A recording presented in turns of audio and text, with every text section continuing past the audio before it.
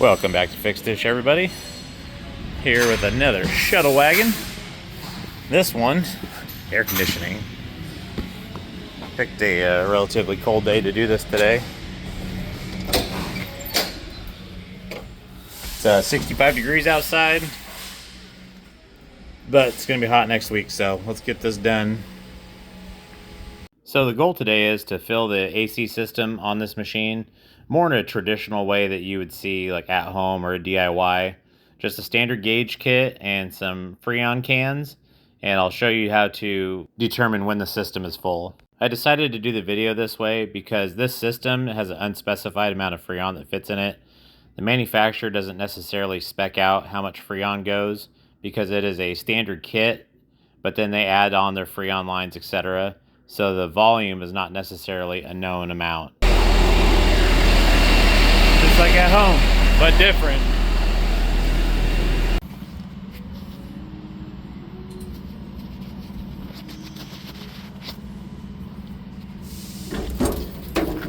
Alright, let's go ahead and get out some of our AC equipment here. Need a vacuum pump.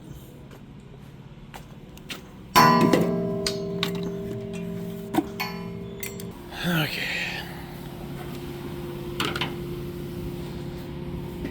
So here's our receiver dryer and our refrigerant. Got my vacuum pump. But we just need to get access to the front here, so we can put this AC line on. I'll kind of show you what happened.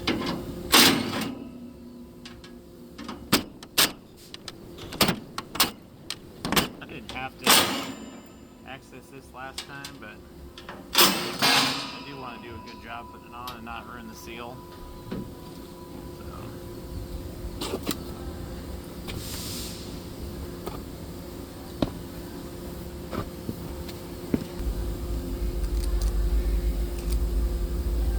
So a couple things we're going to do here. Make sure that there's no O-ring stuck in the front of this thing.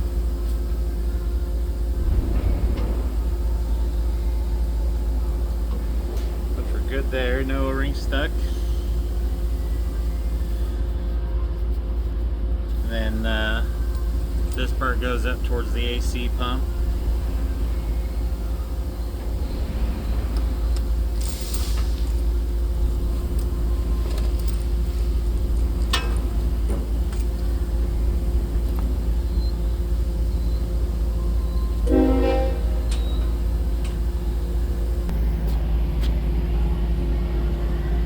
Condenser's clear. Got our line started. Is this AC line broke right here, right above the flare. So when I originally went to go charge this air conditioning system,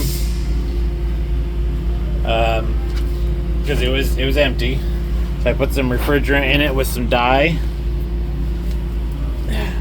Trying to get comfortable here, and then I sealed this off here. Just put some tape over it.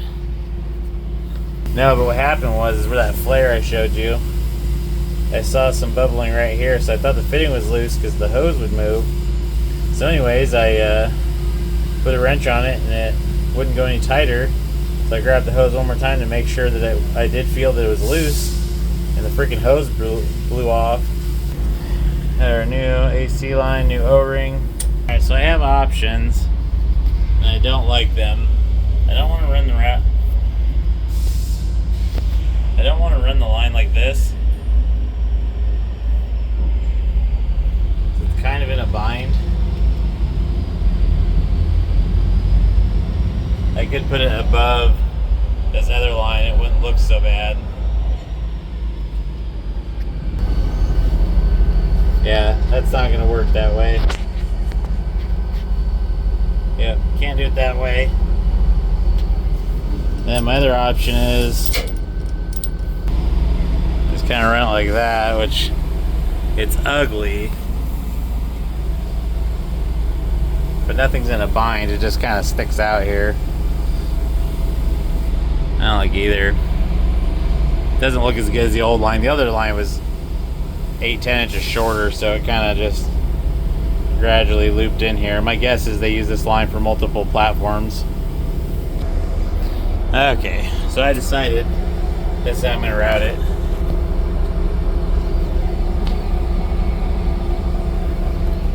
Looks ugly. It's back behind the panel. Not really affected by anything, so I think that's just how we're going to do it. Anyway, so now we got to replace this dryer. Okay, so we got the old and the new. There's your moisture indicator. And then this one is clearly no good. It's turned white for discard. So, even though that line broke, that needed to be discarded anyways. So let's go ahead and get our new one put on here. And we got brand new O-rings. I already swapped over my switch. So you've got your service indicator, but then on top, a lot of you don't know this, and if you're not familiar with AC work, there's a viewport window. You can use this to help you fill, especially if you don't have like a high pressure side, which you should have when you're doing this kind of work. But let's just say you didn't and you were going for a fresh fill. You can fill this up until basically the air bubbles in that indicator go away.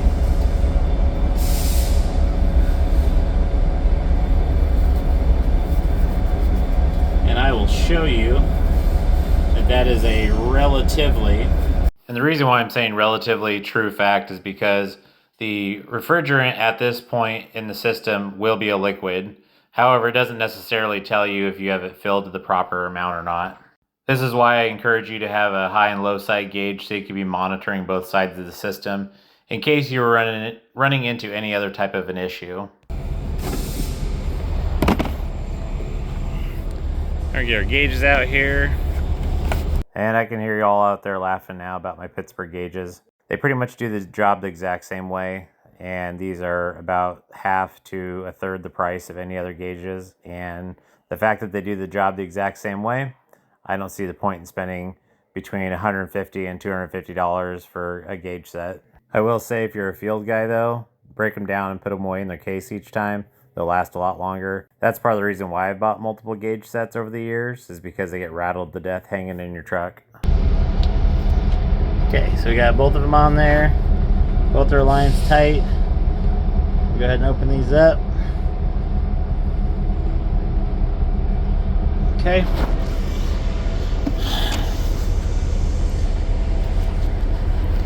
We will open these up. Pick up our vacuum pump. Alright, got the van air going. Got our generator going.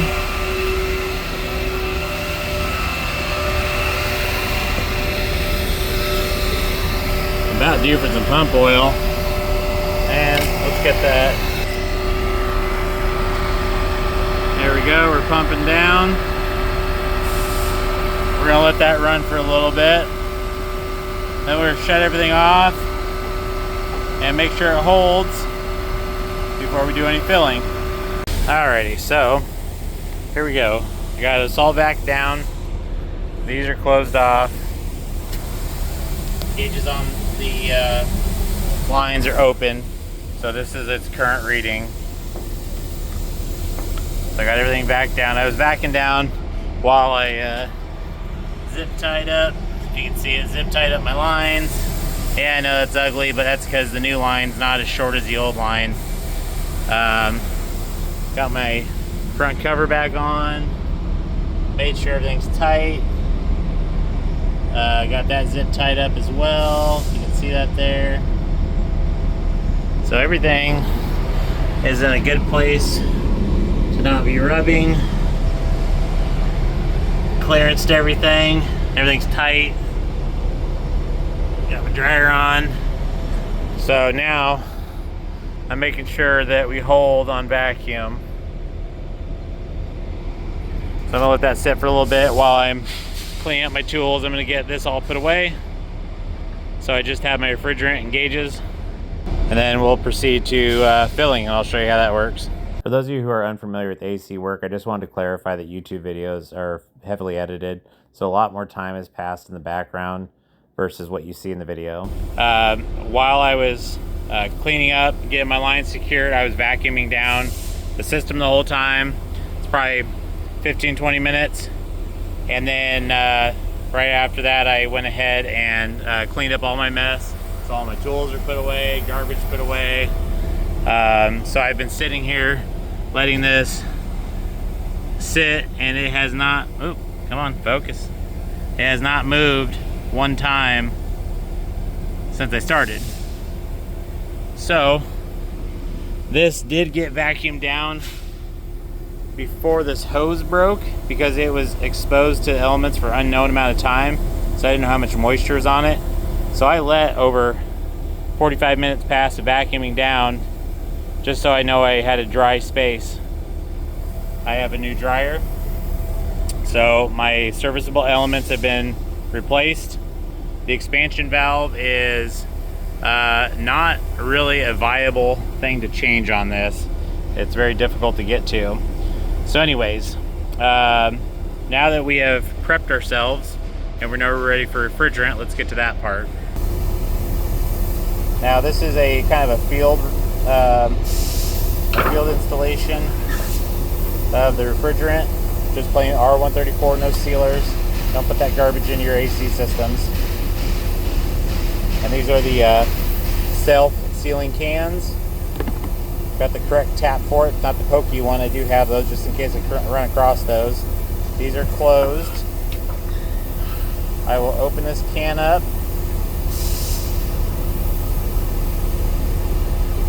Which will charge this line, but we got to purge it. So it's purged up to the manifold. That's all you got to do. That right there.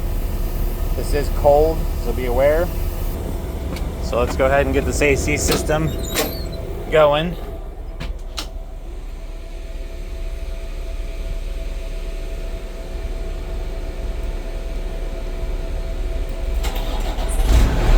Okay, we're on. We are all the way cold. Heat all the way off. On recirculate. Full on. So that way our pump's on.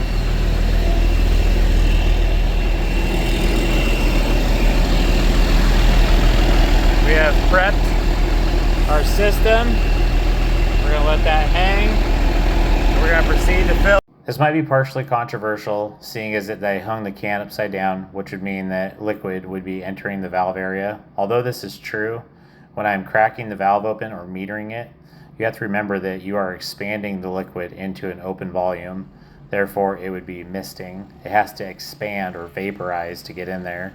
So this is actually an acceptable way to fill these systems. You can kind of see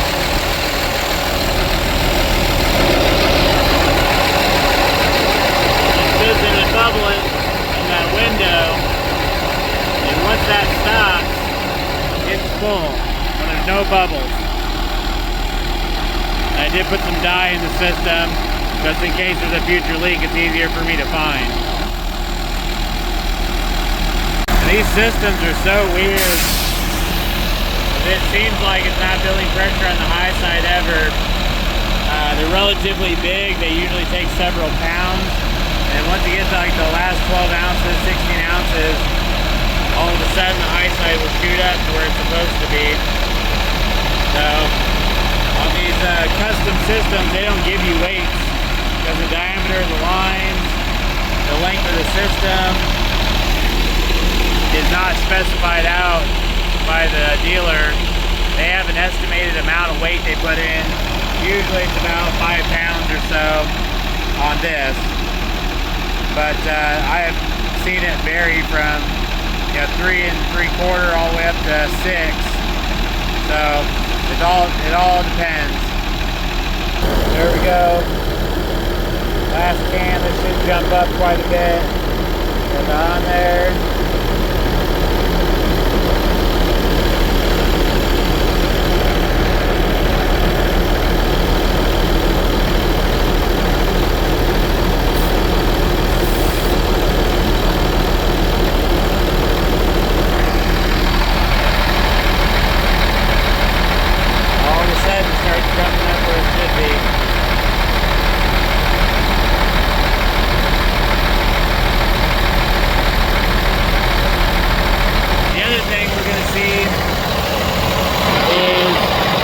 From this angle, it's hard to tell, but it's just straight liquid flowing through there. If you saw it in person, it'd be a little easier to tell. So, paired with our gauge readings for the ambient temp outside, we are definitely full. So we're gonna pull that can off. It took 2, 4, 6, 6.5 cans-ish. And then we are sitting at a, what are we at here?